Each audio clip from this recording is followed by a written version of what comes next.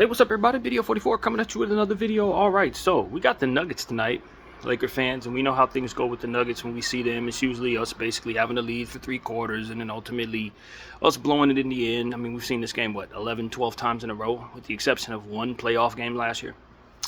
Yeah, so I don't expect that to necessarily be the case today because, of course, we moved on from a lot of guys that provided a lot of what defined our DNA as a team. Anthony Davis, D'Angelo Russell, Max Christie, is there any others? Probably some other people we moved on from too. Christian Wood's no longer with the team, etc. We brought in some guys, Luka Don, Dorian Finney-Smith, some of the role players that we brought in are just different. We have different human beings that weren't here for a lot of that. And so I'd imagine that could potentially change the DNA of the team quite a bit, and maybe at the very least, give us a different script for tonight's game. So that's what I'm encouraged by. It's just that half of the people that had that problem are gone. The Denver Nuggets, however, are on a 9-game winning streak. They're playing some of the best ball they've played in 2 or 3 years, in my opinion. They're just rolling. They did run into some easy teams, and they took care of business against those easy teams. I watched highlights of their last 5 games, but honestly, that 9-game winning streak was so much to it that I didn't even care to watch all of that. But they've beaten the Sixers, the Hornets, the Pelicans twice, the Magic, the Suns, the Blazers twice, and then the Hornets again. So those are easy teams. They're supposed to win all of those games, but even though that is the case in this league, for you not to drop any in that space is impressive, because that's not what teams do. You tend to drop games that you're not supposed to lose. And so in this situation, they didn't do that, and you got to give them credit for that. So as we look back on the last 5 games they've played, we start from the back this time. I'm not starting from their most recent game, but more so 5 games ago when they played against the Phoenix Suns. They dropped 122 points on Phoenix to 105 from the Suns. And Murray went for 30, a block, 2 steals, 5 assists. I wonder if he'll go tonight, because I saw he was a game time decision when I was fixing my lineups today for my fantasy league. So we'll see. Jokic had 26 points, 9 assists, 11 boards in that game, 11 of 13 shooting from the field, just stellar. Christian Brown had 18 points, 6 assists, 7 boards, and a block. He is breaking out.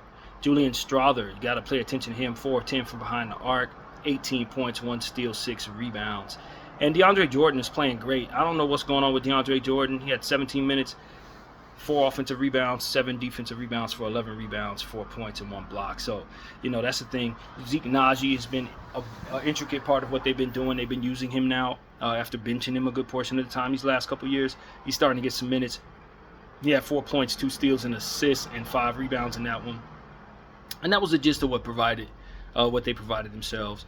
Aaron Gordon also had 9 points, 4 assists, and 10 rebounds on inefficient 2 of 9 from the field. So, they ran into a healthy Bol. That's for damn sure. Bol was doing behind-the-back passes in this game and all different types of stuff like that. 4 blocks, 19 points, 1 steal, 1 assist, and 7 rebounds off the bench. 3 of 10 from behind the arc, but 8 of 17 from the field. He really did have a good game. They gave him the 33 minutes there, and it's good to see Bol get some minutes. Devin Booker had 24 points, 3 assists, 7 rebounds in this one.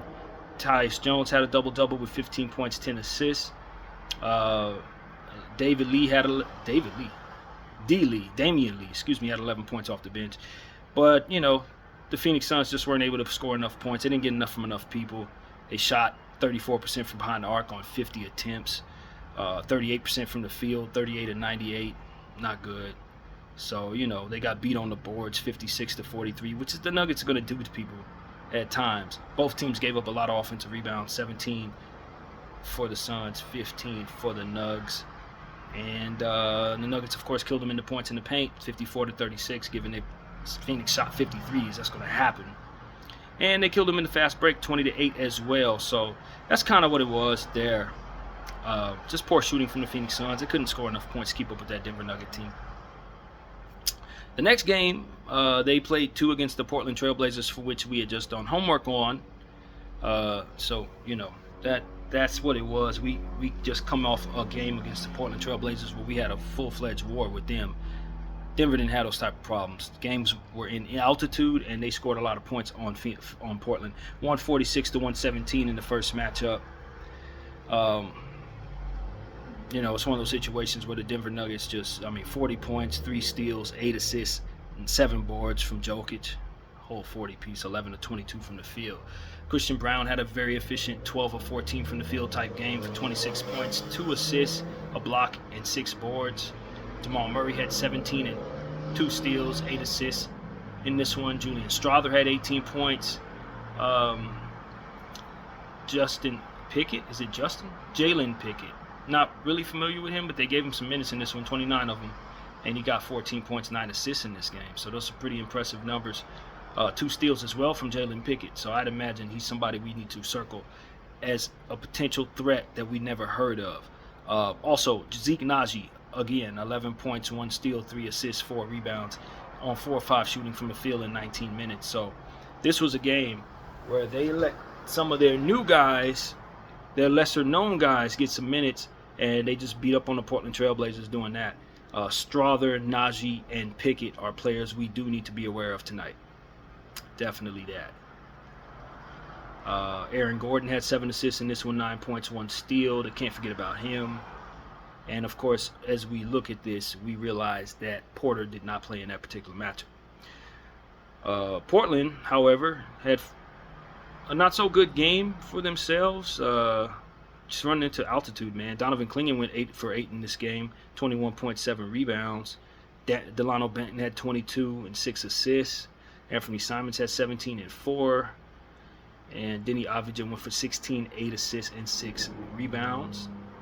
DeAndre Ayton was out there. I think this is the one he got hurt in. 10 points on 5 of 9 shooting from the field. So that's how the first matchup with Portland went for the Denver Nuggets. They just dropped a whole lot of points on those guys. It wasn't too difficult to do. The second game, they dropped some more on them, 132 to 121. This was the 55 piece for Jamal Murray. Spectacular. 20 of 36 from the field, 7 of 15 from the 3, 8 and 9 from the free throw line. 55 points, 2 steals, 5 assists, and 4 rebounds. And, of course, Jokic got a triple-double in that. 26 points, 2 steals, 10 assists, and 15 rebounds. Zeke Naji went for 16 points, 3 steals. Christian Braun went for 21 and 10 on 6 assists as well, 2 steals, and a block. He's really balling. And they didn't need a whole lot from their bench in this one and didn't get it. Julian Pickett went 1 for 5 for 3 points, 1 assist, and 3 rebounds. And they didn't get a whole lot from their bench, but like I said, they didn't need it, man. This was Jamal Murray's show. They let Brown and Murray play over 40 minutes, 42 for Murray, 45 for Brown. This was just insanity there. They just ran the boys out of town. That's really what it came down to. Simons had 26 and 6 assists. This was Donovan Clingan's big game, 17 points, 3 blocks, 20 rebounds, 10 offensive rebounds in this situation, 7 to 12 from the field. Big time game, huge game for Donovan Clingan. Denny Avdija had 14 points. Tamari Kamara had 13 points. Banton had 14. Sharp had 14. Walker had 17. So this was a game where Portland had 7 players in double figures and still could not do enough to stop the Denver Nuggets, who just had players going on a rampage out there in altitude, running those boys up and down the floor. And so that's really what we see there as represented in the score. 49 rebounds for the Nuggets, 45 for the Blazers. Both teams shot fairly poor from the free throw line, 19 to 24 for 79% for the Nuggets, 21 to 29 for 72% for the Blazers. 15 to 38 from the 3 for the Nugs, 39%. 14 of 38 for the Blazers, 36%. 51% from the field for the Nuggets, 49 of 96 attempts, and 43 of 94 attempts on 45% shooting from the field for the Blazers. So that's pretty much what it is. Nuggets had 14 turnovers to the Blazers 12, and the Nuggets conceded 14 points off of those turnovers, and the Blazers 21. So you got to be careful turning the ball over against this team. They may get in transition and get you, as a lot of teams will. So that's something we need to pay attention to. The Nuggets are a pretty underrated defensive team with more than capable defensive players. So after that, they went on to play another team that we've seen very recently, the Charlotte Hornets. The game after we played the Charlotte Hornets and lost was them going up to Denver and losing themselves. 129-115 was the game. Jamal Murray went for 34 points in this one.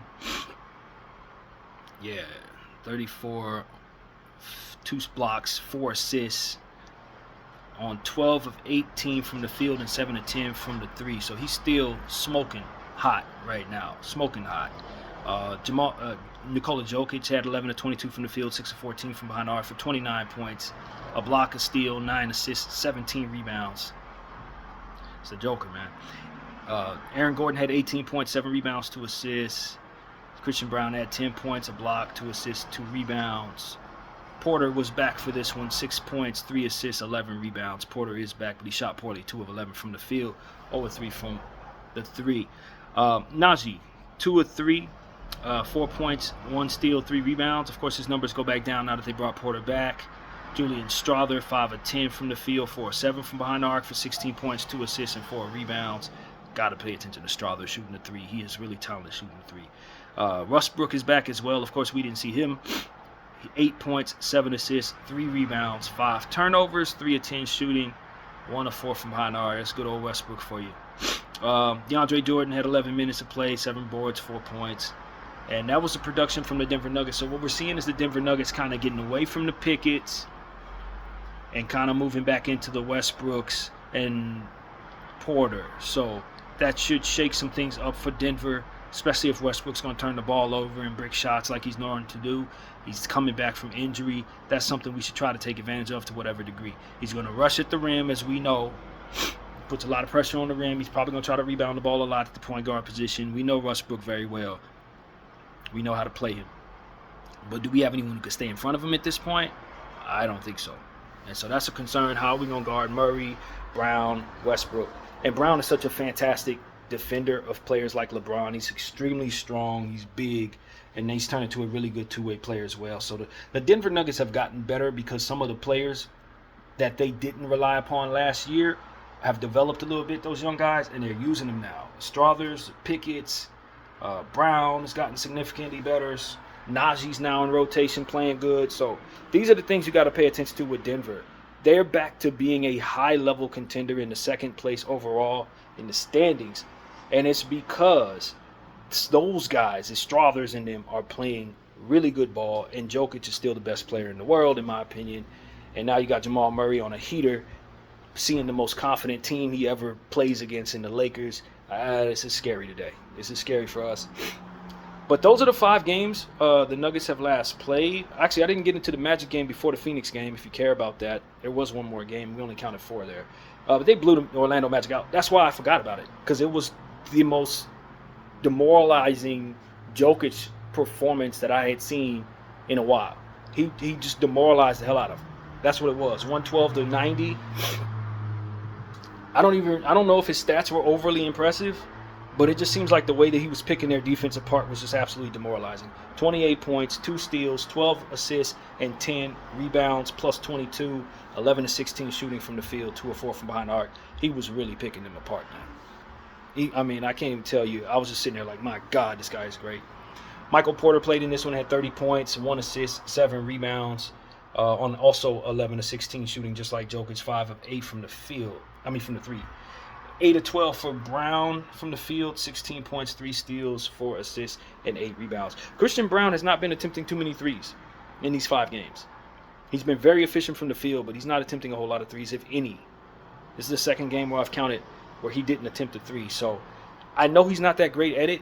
They're phasing him away from it. And I want him taking threes tonight. Julian Strawther had a very bad game for his standards, but of course he got it together after that. 1 of 8 from the field, 0 of 4 from behind the arc for 2 points, 1 steal, and 3 assists.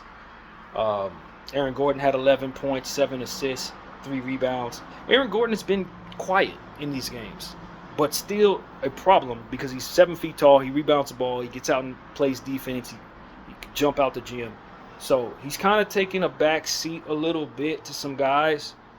With his minutes kind of coming down, they're using other dudes like Zeke Naji and DeAndre Jordan's getting minutes and stuff like that. So they're kind of just phasing him out, not necessarily too much, but just kind of like, I guess you could say, saving him And so he's going to have a big role tonight. As we know, he creates a lot of problems for us every time we see him. And that's the problem with going up against the Denver Nuggets, the size, man. Gordon, Porter, Jokic, Brown, they're just huge. They're huge, they're strong, they're highly conditioned, athletic. DeAndre Jordan's turned into a vegan now, so he's a part of the problem in that way. Zeke Naji plays a lot of ball in the paint at times, I believe. I think he's somewhat of a defensive player. I don't know. Don't quote me on that. But there's a player that I haven't seen, and I wonder if he's out, or rather he's definitely out, but I wonder if he'll be out tonight. Let me look at this injury report because I haven't as much as glanced at it. Yes, Peyton Watson. I haven't seen Peyton Watson in a while. I guess he's going to be back somewhere in the early March, but he's a guy that gives us a lot of problems, blocks a lot of shots, turning into a really nice defensive player. And, of course, Deron Holmes, another big that they'll have next year, who they drafted in the first round, went down with the Achilles injury in the summer league, and it was devastating. We really like Deron Holmes on this channel. In fact, he was somebody I wanted the Lakers to get, but of course, the injury stole his rookie season away. And given the fact that he's a 4-year rookie, his career is not getting off to the greatest start. So prayers out to Deron Holmes. Hopefully, he's having a good recovery at this point. So Jamal Murray's a game time decision. He's definitely playing. It's the Lakers. He's playing. Vlatko Kankar is out, but he probably doesn't get many minutes anyway, so it don't matter. And Aaron Gordon is a game-time decision. I'd imagine he plays. Bron, Luka, game-time decision. I'd imagine they play. Maxey, of course, Maxi Kleber, that is out for this game. So that's your injury report. Let's see, the Los Angeles Lakers, I believe they're going to be wearing their road unis tonight, but I got to check because I don't remember what I saw there. I think it was our road unis. Definitely not wearing those ugly, well, pretty actually Laker Lake Show jerseys anymore. Lose too much in those. But yeah, we'll be wearing those tonight. Nuggets will be wearing their whites. Pretty traditional stuff on the floor tonight. You know, the thing that we have to really remember is that one of our most important players, Luka the Don, is coming back from injury, and this is altitude. So, and this is a very high conditioned team. So he usually kills the Nuggets, but he also usually is in good shape when he's playing the Nuggets. He's usually, not fighting back from injury. So this is one of those situations where I just got to give him a pass and expect that he's not going to give me as much. This could be another 15-point game. But what I will say is this. His rebounds and his assists are starting to get up to where they were, which is the most important thing for a guy like Luka, because he's a playmaker and he needs to learn the team around him. What that tells me is now that he's getting assists off, he's starting to learn his teammates. He's starting to understand after being with this team for a couple of weeks where his guys like to be a little more than he did before. And so he can make guys better sooner. So the turnovers were alarming the last time we saw him against the Hornets. It's absolutely ridiculous. And the turnovers for our team is probably not going to be as good as it's been early in the season, because now we got Bron and Luke on the same team. They both historically turn the ball over a lot. In fact, Bron had 11 turnovers in the last game, even though he scored 40 and we loved it anyway, but the 11 turnovers were tied his career high. So the turnovers are what concerns me about just any matchup the Lakers are in from here on out, because we do have those two players that could give the ball up. Austin tends to have that problem too, so we could be one of the worst turnover teams going forward if these guys don't figure it out. But I do think that now we consider with Luka's assist and rebounding numbers starting to ramp up, the more that he gets a chance to get those aspects of his comfort back in order, the more he's going to be able to help us on the offensive side. The shot will come around when his legs come around. He's coming back from a calf injury, and one of the things that's most important about Luka the Don is his breaks. Stop and go, step back, break you down, step back. That type of stuff requires your calf to be in order. So until his calf is in order, I'd imagine his shot's going to be off, and some of his footwork may not be as sharp. And that's why I want us to be careful with him until he gets that healed up. Until that's 100% healed, we're not going to have 100% Luka. But that he's learning his teammates, that his rebounding is coming around, is very encouraging. If he's hovering around 7 boards, 7 assists, 8 boards, 8 assists, now we're looking at somebody who production mirrors what it was when he was in Dallas, because that's what he would get on normally. 7 to 8 boards, 7 to 8 assists. the shooting numbers come around. But is he getting comfortable with the team? And at this point, it seems to me that we're slowly but surely seeing that be the case. I wouldn't be surprised if he has about 8 assists, 8 boards tonight, regardless of what the shooting numbers tell us. So that's what I'm looking for. How comfortable is he in his playmaking and rebounding duties? Can he get his numbers to where they need to be in those areas? Because the shooting, they're going to come around with the legs. And so, yeah, that's what I think is there to see. Lakers coming off, of course, a victory against the Portland Trail Blazers. We took a lot of punishment in that game. Austin Reeves had war scars at the end of that game. Brown, like I said, had 40 points, 2 steals, 4 assists, 8 rebounds, 11 turnovers. But he shot the ball pretty well from behind the arc, 4 of 8. We're going to need that to travel tonight. Gabe Vincent, his shooting kind of not so great since coming back from the All-Star break. We want that shot making to be in place tonight. We're going to need him to play well against Denver, and in the finals he did not for the Miami Heat.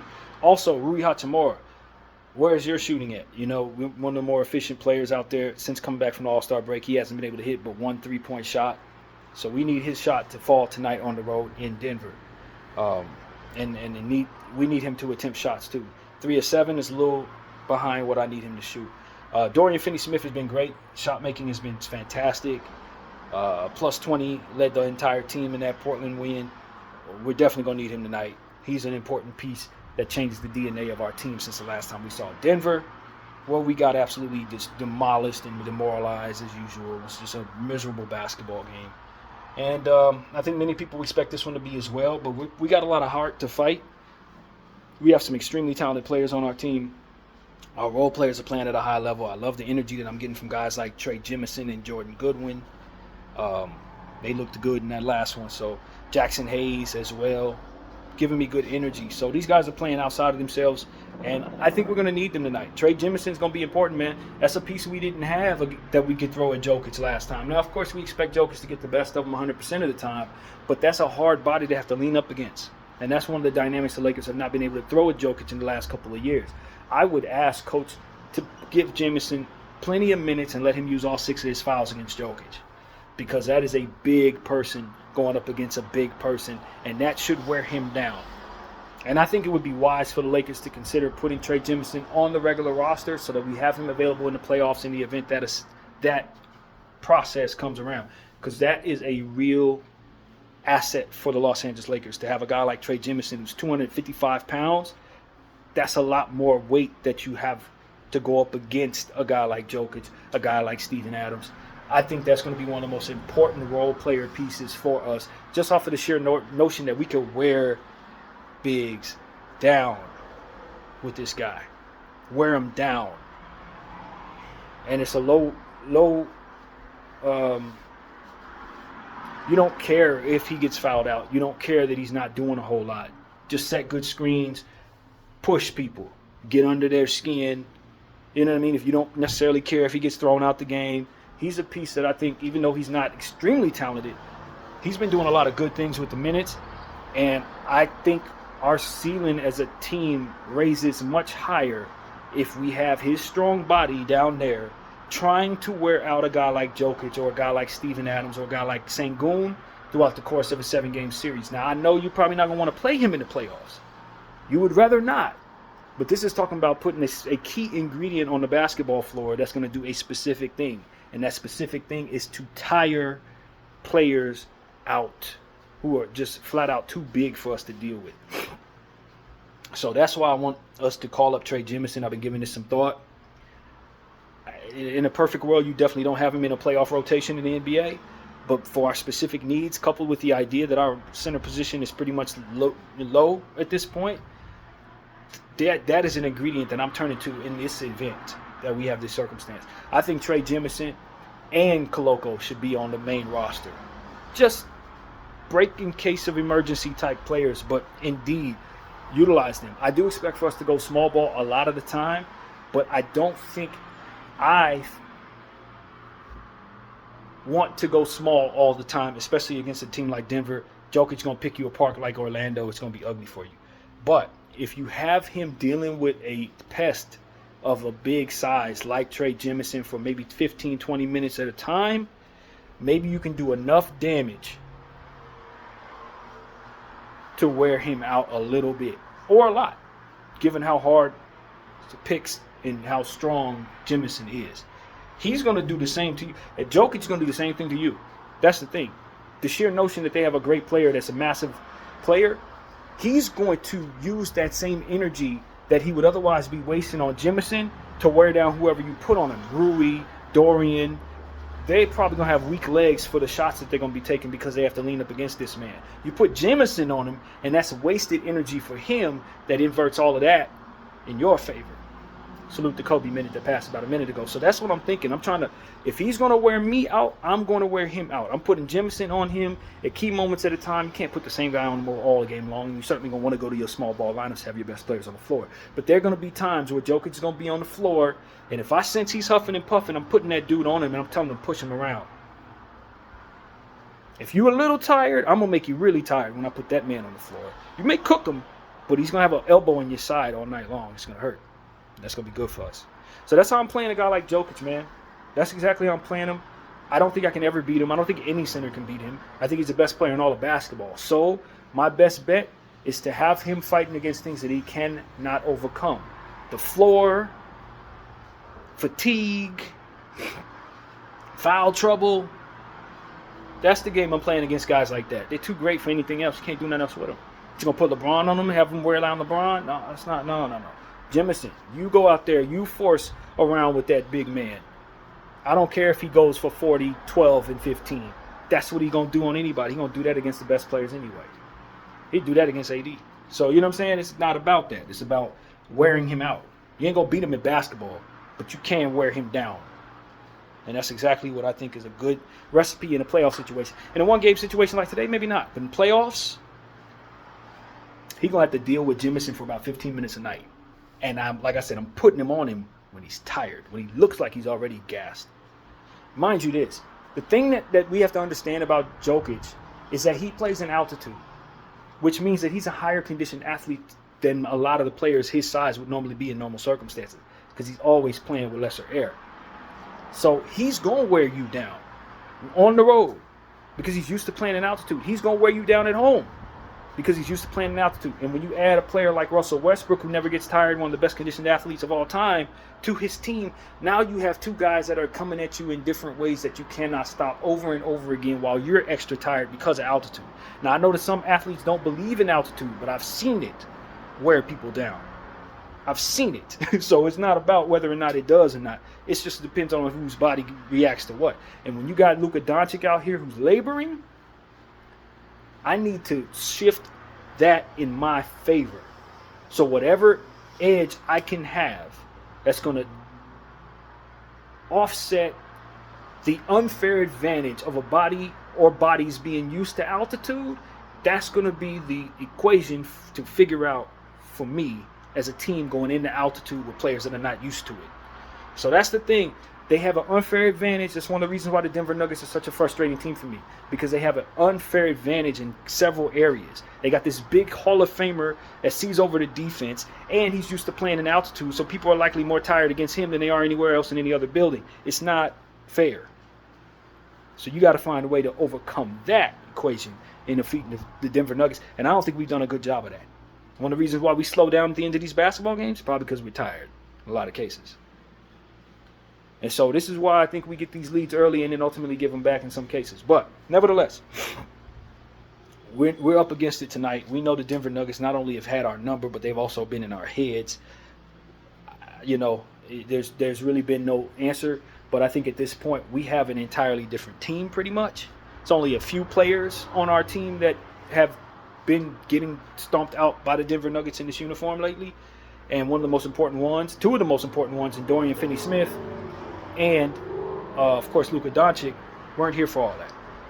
So I would imagine they bring a different type of attitude and a different spirit to our situation and not have some of those lingering demons that come with playing the Denver Nuggets. So that's what's on my mind, man. This is a tough game. You don't expect that you win it, but you do want to put out a valiant effort, and you do not want to lose the game the same way you've been losing games. You want to execute down the stretch. They're one of the best executing teams on the planet.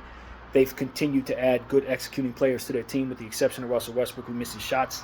But a guy like Julian Strawther is going to execute well down the stretch, pick up right where KCP left off. And I expect guys like Porter and Murray to go crazy.